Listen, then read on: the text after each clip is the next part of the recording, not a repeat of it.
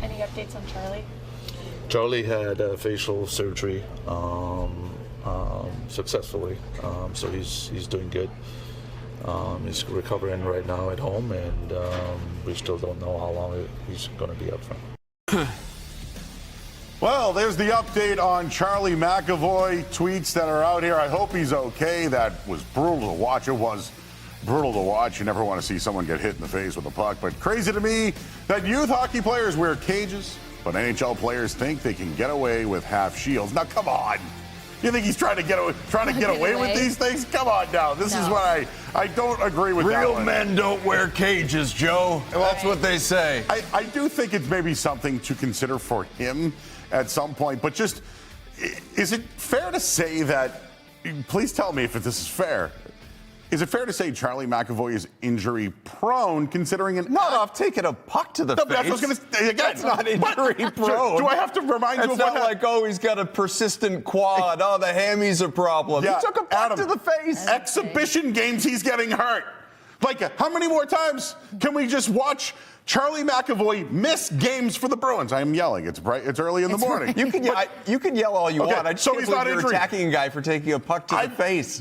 That's not an attack. It's off a slap shot that ricocheted off a teammate and hit him in the face. Yeah. Adam Kaufman, is he injury prone or not? Not because of this. You want to go back through his career. I don't He's know. Avoiding. I think maybe he had the shoulder thing at Four Nations. Now it's looking like, obviously, with this, it puts into question whether he's going to be available for the Olympics in February. I'm more inclined to say bad luck case than I will injury prone. Yeah, I was going to say I'd have to unpack a little bit more with Charlie McAvoy to label him as injury prone. So unfortunately, I cannot jump on that ship. But I will say, it is another unfortunate loss for the Bruins, more importantly, because you see them start to gain momentum. You see them start to find a rhythm, and then you see this defense that's kind of had a bit of a, hit or miss in the consistency category find their stride, and a large part of that was due to the collaboration of Zadorov and Charlie McAvoy. So you can't beat chemistry, and when these pieces start to fall together, the last thing that you want is one of the puzzle pieces to be out for quite some time. So glad that he's going to be recovering, but yeah, that was just entirely unfortunate, but that's part of the sacrifice of hockey. You heard Andrew Peak talk about it. It's putting your body on the line night in and night out, not even thinking twice when it comes to blocking a shot. And I can never sit here at a table with you guys and say, I would, without thinking about it, block a shot. I wouldn't. I'd be the worst teammate in the world. So. Yeah, and I would just say this, on a serious note, they need Charlie McAvoy. Yeah. Of course they do. Right? And puck luck You only got passionate because of what it means to feel his absence. Well, he's been one of the... obviously, he's been playing some of his best hockey in his career over the last few weeks alongside Zadorov, as you talked about. Some of the numbers.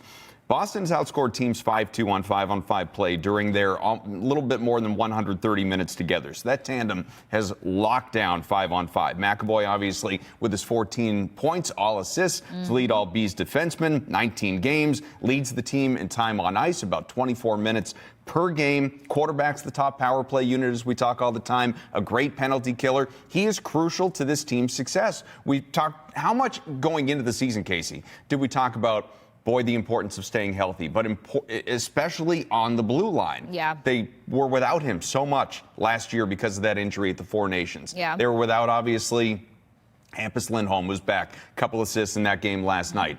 But McAvoy, and you just don't know, and I can't stress this enough. This is medical people who are not connected to the Bruins, not connected to McAvoy. This is Twitter doctors kind of thing. We have no idea what the severity of the surgery was and the facial fractures and what went to, but there are people out there that speculate this could be a 12-week injury, whatever it is. I mean, that is a massive, if that is the case, that's a massive loss for the Bruins. I'll just say this. I think they should take their time with this. Like, this year was supposed to be a retool, right? Take your time with this one. I know they need him on the ice.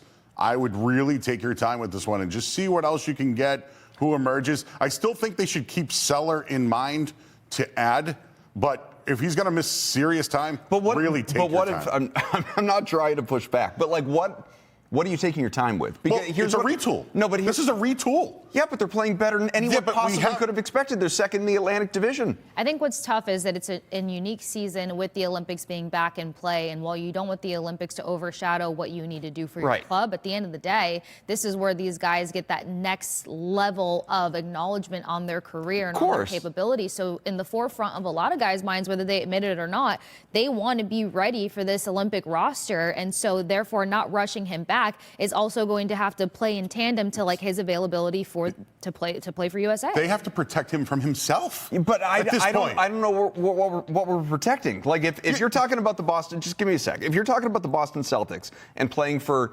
draft picks because it's a lost year and Tatum's coming back, whether it's this year, next year, you're a contender again, depending on what you do in terms of adding pieces, like fine. I get that. I get the idea of a lost season for the Celtics this year. The Bruins, yes, they're in a rebuild, a retool, a restructure, whatever you want to call it, as they work toward building that next great Bruins team. But there's no benefit to tanking right now. If they get a great draft pick, they get a great draft pick, but they're not looking to lose, which is why they're going out under Sturm, buying in, playing as hard as they are, and trying to win these games. If you're like with Burrow, we talked about Joe Burrow before. And I have no idea. Is there any risk of re-aggravation with the toe by putting him out there too soon? Tatum, with the ruptured Achilles, is there any risk of re-aggravation putting him out there too soon? McAvoy had facial surgery. There's no rushing him back out there. The face is going to be just fine. This isn't like a don't rush him. What's he going to do? Like look left too hard? I don't know what the problem is going to be with Charlie McAvoy. He's going to be fine. They can protect him better. I think we focus on wear a cage. Right. I think protected. They focus on the point of like what it means in the absence of Charlie McAvoy at the moment. You mentioned something very important, time on the ice. Well, you see how teams have to readjust when a player who's out there so consistently, who can be a shutdown defenseman or a shutdown player, is no longer in the mix. So that's going to put this team in a difficult position in terms of other guys having to be able to play longer minutes and be as effective with those longer minutes. Also, I was screaming this from the mountaintop with the absence of Hampus Lindholm. When you go down a defenseman that you rely on or that is a pillar of your organization and your roster, that does change the look in front of the goaltender sometimes. Or not the look, but it changes the communication. So that can also have its own effect on this team while they're trying to mix some things up or continue to find their identity on defense. And Marco Sturm talked about defense continuing to need to step up. We're completely aligned in that there are loads of things the Bruins are going to learn from this and need to learn from this. And in terms of evaluating what you have defensively and your depth and bringing guys along and distributing minutes and all of that. All I'm saying is if there's a world, there isn't, where Charlie McAvoy is available to you tomorrow to play, you play him. Well, it happened with Char. Remember, Game 5 came right back. Very different situation. Very different situation. But yes, of course. Well, they certainly could have used Charlie McAvoy on the ice last night, and Marco Sturm talked with Brick after the game. Marco, there are certain games throughout an 82-game regular season schedule where you feel like, or you know you were the better team and that still don't have anything to show for it at any of the night. Was tonight one of those games? Yes and no. I mean, I think maybe not the first period, but actually we played okay. We just have moments in our defensive zone, and I don't care if you have twice as amount of shots or chances like that. But if you can't defend or don't want to defend, then you're gonna end up like a game like today. It was 3-2 at the end of 2. How confident was the group going into that third period that you'd take something out of this one? Yeah, no, we felt good. We had a lot of chances in the second period. We knew we were gonna get some chances. Great power play set up there with the nice goal there. So. There was no reason actually to panic, and but we had some just bad mistakes, especially in the last 5-6 minutes, right even before they scored the goal. We just have to manage it better, and we got to learn from it. Can't defend or don't want to. Just needle them, Marco. I love that. The don't want to part is where you can't really digest that much. Yeah, if we're going to talk about the Bees, though, seriously, they can't keep blowing leads late. They've given up 5 goals now in the final 10 minutes of a game this year. They need those points. I was saying yesterday that the Atlantic Division is favorable, right? This is why they're there, Adam. You said the word not tanking. They're not going to tank. Sure. They're too good to tank. They literally are too good to tank, and they're really probably not good enough to win a championship. So this is why I say Purgatory. be protective of Charlie McAvoy. Oh, just throw him out there in a cage? If they can have him out there, they really need to. I agree with the whole I'm not USA saying be thing, irresponsible. When he's ready, he's ready. I'm just saying you don't need to baby him. You don't need to hold him back. Well, I don't know. Baby, we don't know what parameters are going to be up because people have to be healthy for the Olympics. I don't think this that's is a priority something- for the Bruins.